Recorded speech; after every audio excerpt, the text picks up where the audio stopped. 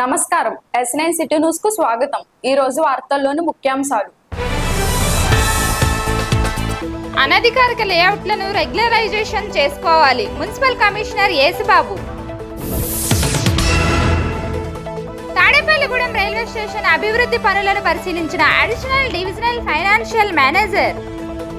అనధికారిక లేఅవుట్లు భవనాలు ఈ నెల 23వ తేదీలోపు రెగ్యులరైజేషన్ చేసుకోవాలని మున్సిపల్ కమిషనర్ యేసుబాబు తెలిపారు.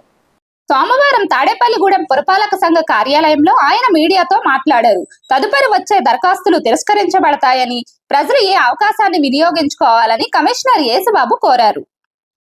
మన రాష్ట్ర ప్రభుత్వం అనాథరైజ్డ్ లేఅవుట్స్ ని రెగ్యులరైజ్ చేసుకోవడానికి ఒక చక్కటి అవకాశం ఇచ్చింది. ప్రజలందరూ కూడా 23/10/2025 తేదీ వరకు కూడా ఈ లేఅవుట్ కార్యక్రమాన్ని అంటే అనాథరైజ్డ్ గా ఎవరైనా లేఅవుట్ వేసినా లేదా అనాథరైజ్డ్ గా ఎవరైనా లేఅవుట్ ప్లాట్ కొనుక్కున్నా మీరు సంబంధిత కార్యాలయానికి వచ్చి దరఖాస్తు చేసుకుని ఈ లేఅవుట్ ని ఆన్లైన్లో అప్లై చేసుకున్న ఎడల మీ యొక్క లేఅవుట్ ని రెగ్యులరైజ్ చేసుకోవడం అంటే డాక్యుమెంట్ వాల్యూ మీద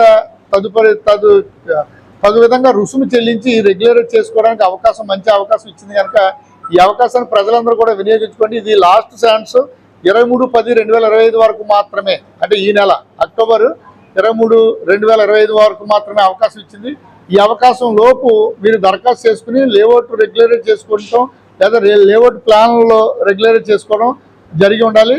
తదుపరి అనంతరం వచ్చిన దరఖాస్తులు కూడా స్వీకరించబడవు. అంటే గవర్నమెంట్ ప్రభుత్వం ఎక్స్టెన్షన్ చేస్తే మళ్ళీ ప్రజలకు తెలియపరిచి తీసుకోవడం జరుగుతుంది తప్ప ఈ డేట్ దాటిన తర్వాత 23 దాటిన తర్వాత వస్తే అది ఆన్లైన్లో కూడా అప్లికేషన్ తీసుకోదు. కానీ ఈ అవకాశాన్ని కూడా మీరు అందరూ వినియోగించుకోండి. అలాగే ప్రతి ఒక్కరు కూడా లేఅవుట్ రెగ్యులరైజ్ చేసుకోకపోతే మీరు చాలా ఇబ్బందులు పడతారు.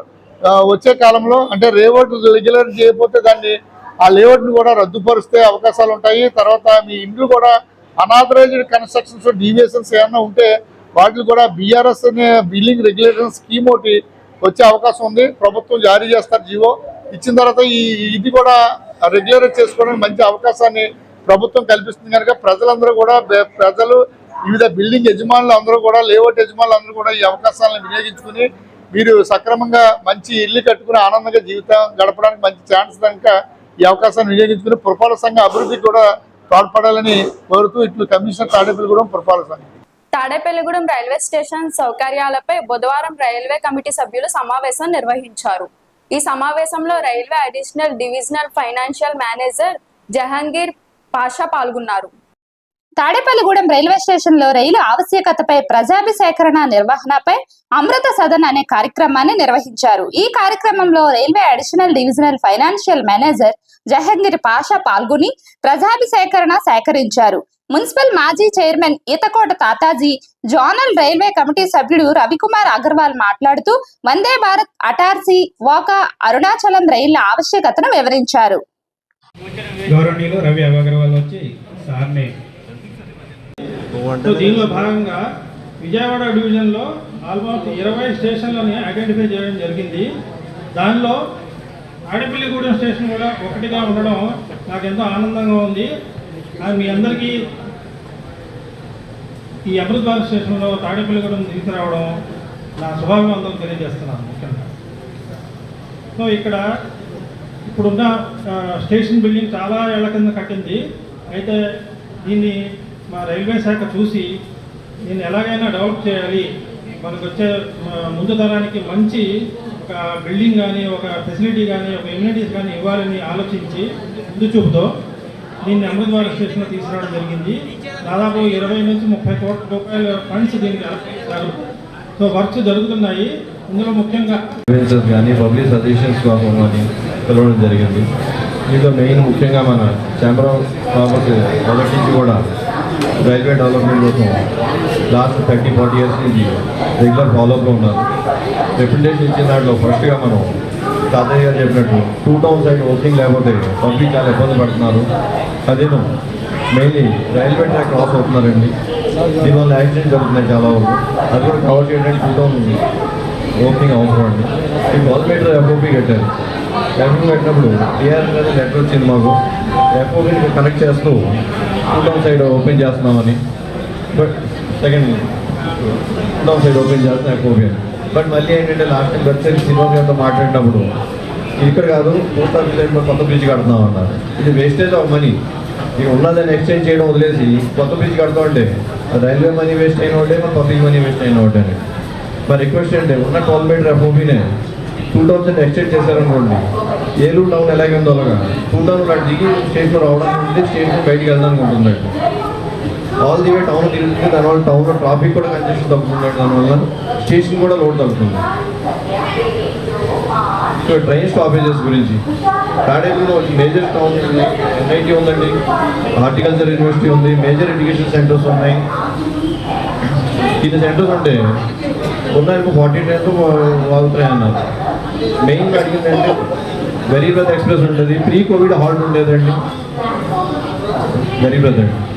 ప్రీ కోవిడ్ హాల్ట్ ఉండేది, కోవిడ్ టైంలో తీస్తారండి. అది రెస్టోర్ చేయమని అడుగుతున్నాం. ఆల్రెడీ కూడా నుంచి ఇంచుమించు 150 బస్సులు ప్యాసింజర్స్ హైదరాబాద్ వెళ్తున్నారండి. ఇది లాస్ట్ ట్రైన్ ఆక్యుపేషన్ వస్తుందండి. పూరి ఒక అండ్ గాంధీధామ్ ఎక్స్ప్రెస్ రెండండి. ఒకటి కాకినాడ భావనగర్ అండి. రాబోయే ఎన్నికల్లో వైఎస్ఆర్సీపీ పార్టీ విజయానికి కృషి చేస్తానని వైసీపీ రాష్ట్ర కార్యదర్శి కొట్టు నాగేంద్ర పిలుపునిచ్చారు. రాష్ట్ర వైసీపీ కార్యదర్శిగా నియమించిన రాష్ట్ర అధ్యక్షుడు జగన్మోహన్ రెడ్డికి ప్రత్యేక కృతజ్ఞతలు తెలిపారు. పశ్చిమ గోదావరి జిల్లా తాడేపల్లిగూడెం నియోజకవర్గానికి చెందిన వైసీపీ యువ నాయకుడు కొట్టు నాగేంద్రకు పార్టీ అధ్యక్షుడు వైఎస్ జగన్మోహన్ రెడ్డి ఆదేశాల మేరకు వైసీపీ రాష్ట్ర కార్యదర్శిగా సజ్జల రామకృష్ణారెడ్డి కేంద్ర పార్టీ కార్యాలయంలో బాధ్యతలను అప్పగించారు. పార్టీ గుర్తించి రాష్ట్ర కార్యదర్శి బాధ్యతలు అప్పగించినందుకు వైఎస్ జగన్మోహన్ రెడ్డికి సజ్జల రామకృష్ణారెడ్డికి కృతజ్ఞతలు తెలిపారు. పార్టీ సూచనల మేరకు కార్యకర్తలకు అందుబాటులో ఉంటూ ప్రజా సమస్యలు పరిష్కరించే విధంగా కృషి చేస్తానని, పార్టీ అభివృద్ధికి తోడ్పాటు అందిస్తానని రాష్ట్ర వైసీపీ కార్యదర్శి కొట్టు నాగేంద్ర తెలిపారు. గౌరవనీయులు వైఎస్ జగన్మోహన్ రెడ్డి గారు, వైఎస్ఆర్సీపీ పార్టీ అధ్యక్షులు, ఈరోజు నర్సాపురం పార్లమెంట్ స్టేట్ సెక్రటరీగా నన్ను నియమించడం జరిగింది. అలాగే మొన్నటి రోజున స్టేట్ ఎగ్జిక్యూటివ్ కౌన్సిల్ మెంబర్గా కూడా నియమించారు. ఈ బాధ్యతల్ని ఇవాళ తాడేపల్లి క్యాంప్ ఆఫీస్లో సజ్జల రామకృష్ణారెడ్డి గారు సమక్షంలో ఇవ్వడం జరిగింది.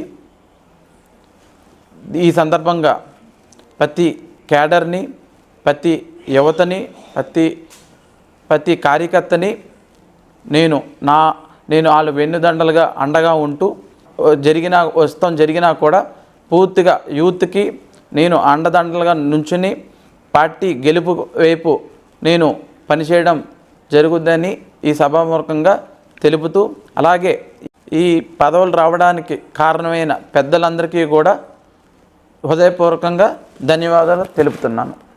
మున్సిపల్ కార్మికుల దీర్ఘకాలిక సమస్యలపై ప్రభుత్వం స్పందించకపోతే సమ్మెను ఉధృతం చేస్తామంటూ ఏఐటియు నాయకులు ప్రభుత్వాన్ని హెచ్చరించారు.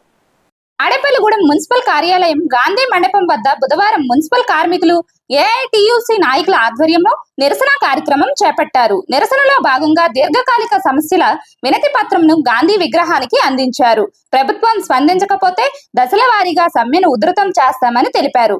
నవంబర్ 3వ తేదీన రాష్ట్ర వ్యాప్తంగా సమ్మె చేస్తామని ప్రభుత్వాన్ని హెచ్చరించారు.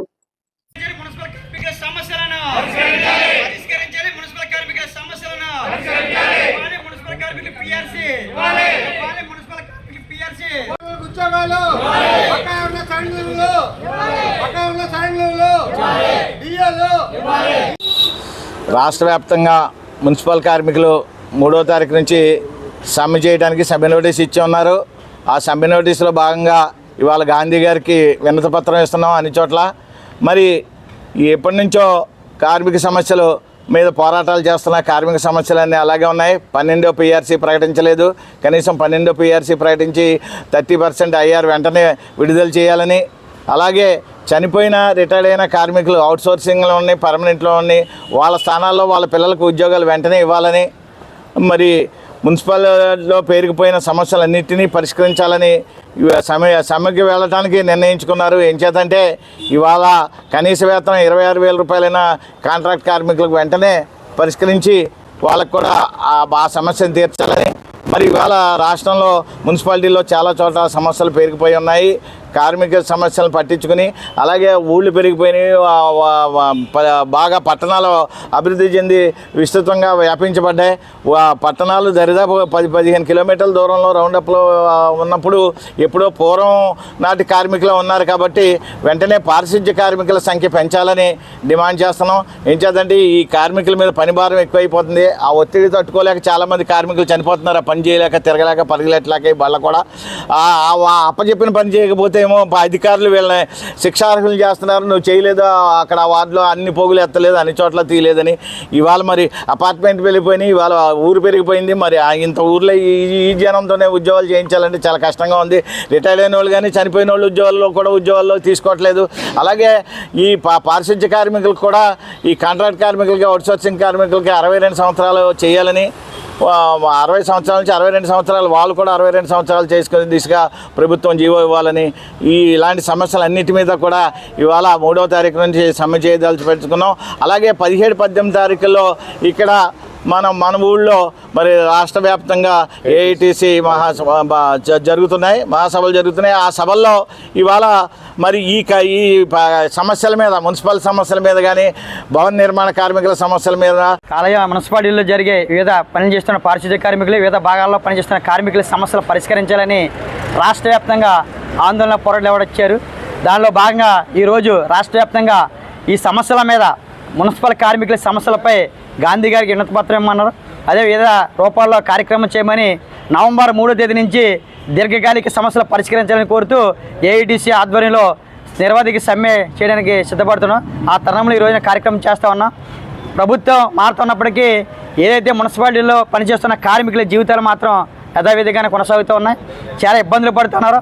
గ్రామాలు అభివృద్ధి చెందుతున్నాయి, మున్సిపాలిటీ అభివృద్ధి చెందుతున్నాయి. కానీ పారిశుద్ధ్య కార్మికులు సమస్యలు గ్రామం మొత్తం శుభ్రం చేస్తున్నారు. కానీ వివిధ రంగాల్లో పనిచే పారిశుద్ధ్య కార్మికులు కానీ, మున్సిపాలిటీలో వివిధ భాగాల్లో పనిచే కార్మికులు అందరూ కూడా సమస్యలు మాత్రం దీర్ఘకాలిక ఉన్నాయి. పిఆర్సీకి సంబంధించి కానీ, అదేవిధంగా అవుట్సోర్స్ కాంట్రాక్ట్ విధానం ఏదైతే ఉందో వాళ్ళకి జీతభత్యాలకు సంబంధించి కానీ, అదేవిధంగా నిరుద్యోగ వృత్తికి సంబంధించి ఎవరైతే కార్మికులు ఉన్నారో వాళ్ళకి వృత్తి 30% ఇవ్వాలి. దానికి సంబంధించి అనేక సమస్యలు ఉన్నాయి. అయినప్పటికీ ప్రభుత్వాలు ఇలా స్పందించే పరిస్థితి లేదు.